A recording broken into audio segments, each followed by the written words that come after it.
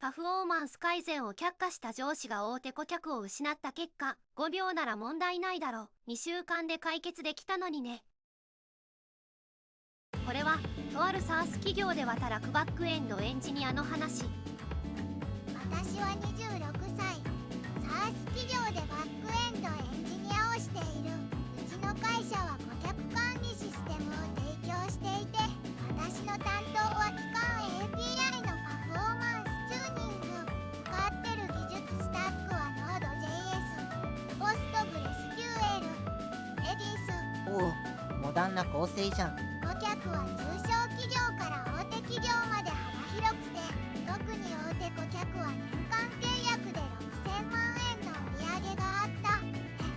ある日いつものように監視ツールのデータドックをチェックしてたんだけど、API のレスポンスタイムが悪化してる。平均2秒だったのが今は5秒になってる。2.5 倍って結構やばくない？ユーザー離れが始まる前に対処すべきだな。すぐに原因を調査し始めた。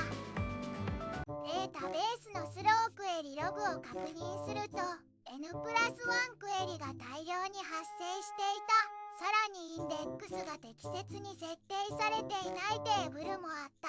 特にユーザーテーブルと商品テーブルのジョイン部分が重い。1リクエストで100回以上 DB アクセスしてるエンドポイントもあった。 N+1 はあるあるだな。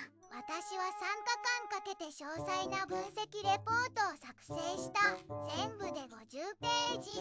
問題のあるクエリをすべて洗い出し、各エンドポイントごとの実行時間を計測。ボトルネックとなってる箇所を特定。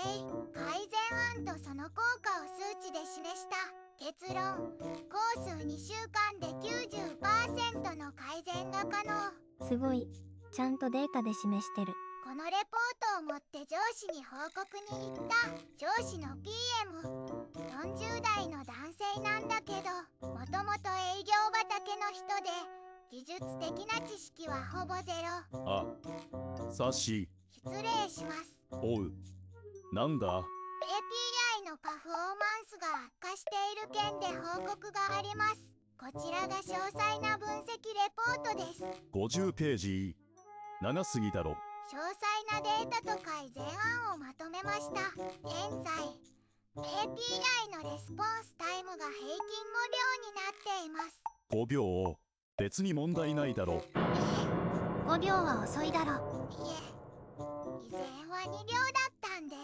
2.5 倍に悪化しています。レポートには対策案も記載してあります。だからなんだ。まだ使えるレベルだろ。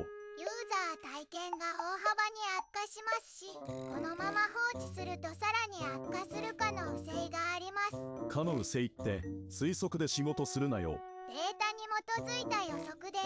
レポートの20ページ目に詳しく書いてあります。そんな長いレポート読む暇ないんだよ。要するに、どうしたらいいんだ？読めよ。パフォーマンス改善のために2週間のコースをいただきたいです。N+1 クエリの解消とインデックスの最適化でレスポンスタイムを 90% 改善できます。つまり5秒から 0.5 秒まで短縮可能です。2週間。ダメだ。なぜですか？今は新機能の開発が最優先なんだよ。営業が顧客に約束しちゃったからな。でもパフォーマンスが悪化し続けたら既存顧客が離れていく可能性があります。また可能性かよ。ユーザーは5秒くらい気にしないって。それより新機能の方が重要なんだよ。5秒は長いだろ。Google の調査ではページの読み込みが3秒を超えると離脱率が 32% 上昇するというデータがあります。はいはい。データ。お前はいつもデータばっかり持ち出すけどな。現場はデータだけじゃ動かないんだよ。俺の営業経験から言わせてもらうと、顧客が求めてるのは新機能なんだよ。遅いシステムに新機能をつけても意味ねえだろ。データ無視する上司とか最悪。とにかく、パフォーマンス改善は後回しだ。新機能の開発に集中しろ。わかりました。こうして私の提案は却下された。でも私の予測は的中することになる。上司の指示通り新機能の開発を進めた。でも新機能を追加すればするほどクエリの数が増えてパフォーマンスはさらに悪化していった。エータドッグのアラートが鳴り続ける。レスポンスタイム平均10秒。10秒。倍になってるじゃん。最悪の場合は15秒を超えることもあった。15秒はさすがにやばい。私は何度も上司に報告したけど毎回同じ答えしか返ってこなかった。まだ動いてるなら問題ないだろう。そしてついにその日が来た。大変です。大手顧客から緊急のクレームが。何？どういうことだ？システムが遅すぎて業務に支障が出てるって。画面の読み込みに15秒以上かかるって激怒してます。15秒？リッチが警告してたや。契約解除も検討してるって言ってます。待て待て、年間6000万円の契約だぞ。おい、すぐに対応しろ。今さら私ですか？当たり前だろ。お前がパフォーマンス担当だろ。わかりました。緊急対応として最も影響の大きい N+1 クエリの修正を参加で実施します。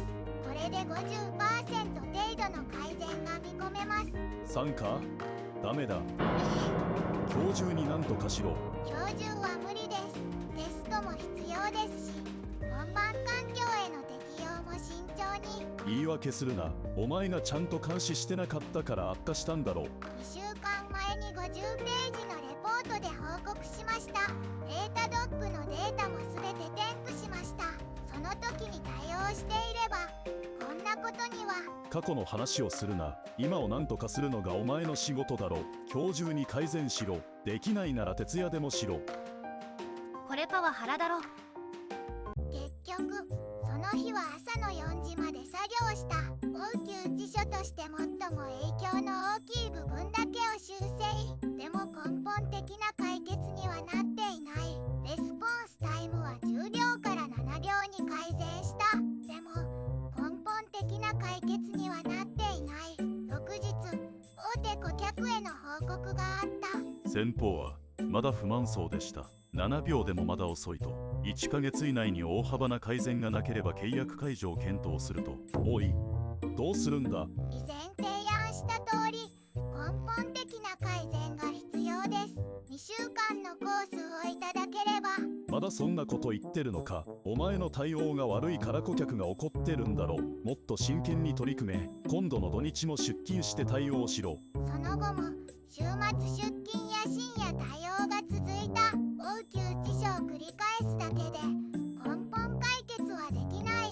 心身ともに限界が近づいていた。でも私は諦めていなかった。すべての記録を保存していた。50ページの分析レポート、上司とのやり取りのメール、データドッグのパフォーマンス推移グラフ、顧客クレームの記録、そして深夜残業や休日出勤の記録も。証拠集めてる。そして転職活動を始めた。すぐに複数の企業からオファーが来た。優秀なエンジニアは引く手あまただな。特に急成長中のスタートアップから年収750万円、フルリモート化と有効条件のオファー。今の年収は500万円、250万円アップか。おお、すごいじゃん。私は決めた。もうこの会社に未来はない。失礼します。なんだ？退職させていただきます。は？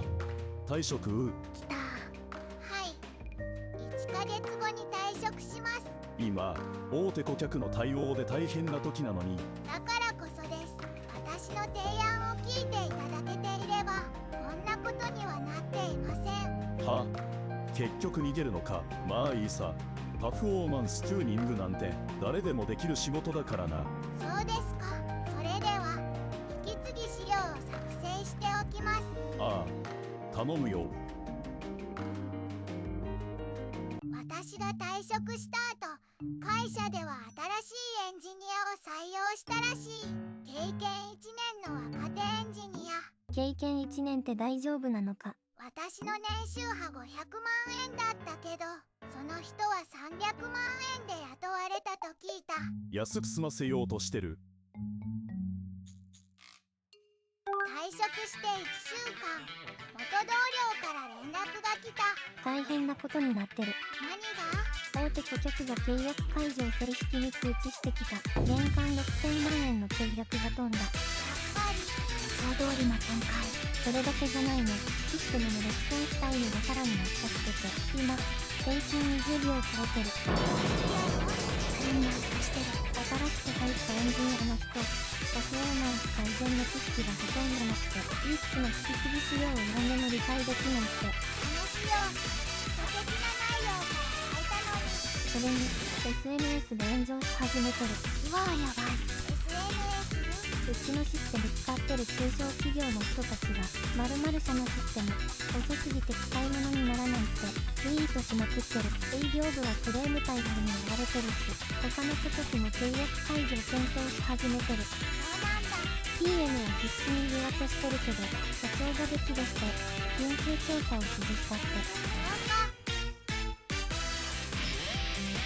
元同僚からさらに詳しい情報が入ってきた。社長が緊急役員会議を開いたらしい。一体どういうことだ。年間6000万円の契約が解除されて、他の顧客からもクレームが殺到してるそうじゃないか。それはシステムの不具合で。不具合？パフォーマンスが劣化してるんだろ。20秒も待たせてどうやって使えと言うんだ。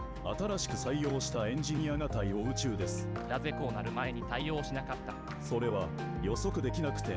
社長、これを退職したエンジニアが作成した分析レポートです。これは50ページ。はい、問題の原因と解決策が詳細に記載されています。そしてこのメールを見てください。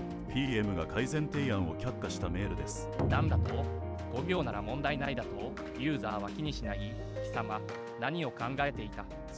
それはその時は新機能開発が優先で。既存顧客を失ってまで追加する新機能に何の意味がある？社長、さらに問題があります。このレポートによれば2週間の工数で 90% のパフォーマンス改善が可能だったと。2週間で、たった2週間で解決できたのになぜ却下した？社長、外部コンサルタントにも見積もりを依頼しました。大手 SIR からの見積もりです。工数3ヶ月、費用3000万円。しかも成功保証はないとのことです。2週間で解決できた問題が3000万円だと？君は降格だ。 PM から一般社員へ降格、給料も 30% カットする。そんな。当然だろう。6000万円の契約を失わせたんだぞ。その後、元同僚から聞いた話では、会社は外部コンサルに依頼せざるを得なくなったらしい。結局3ヶ月かけて3000万円かけてパフォーマンス改善を行ったそうだ。でも大手顧客は戻ってこなかった。当たり前だよな。そしてある日、元の会社から連絡が来た。お久しぶりです。社長？担当直入に言います。戻ってきていただけませんか？あなたの技術力がいかに重要だったか、今回の件で痛感しました。年収1000万円でお迎えします。おお、倍になった。お気持ちはありがたいのですが、お断りします。なぜですか？私は今の会社で充実した日々を送っています。年収は750万円。フルリモートで働けて、何より技術的な提案を尊重してくれる環境です。お金だけではないんです。そうですか。残念です。あの時あなたの提案を聞いていれば。はい、そうですね。それでは失礼します。その後、元の会社は業績が悪化し続けたそうだ。大手顧客を失ったことで信用が落ち、新規契約も取れなくなったらしい。合格された PM はその後退職したと聞いた。自業自得やな。一方、私は新しい会社でリードエンジニアに昇進した。パフォーマンス最適化のスキルが高く評価されて、年収も800万円にアップした。おめでとう。今は技術的な提案が尊重される環境で毎日楽しく働いている。データに基づいた提案は正しく評価されるべきだと改迷いはなしだった。最後まで呼んでくれてありがとう。ルシオツ。スカッとした。データ大事だな。一致お疲れ様。これは完全勝利。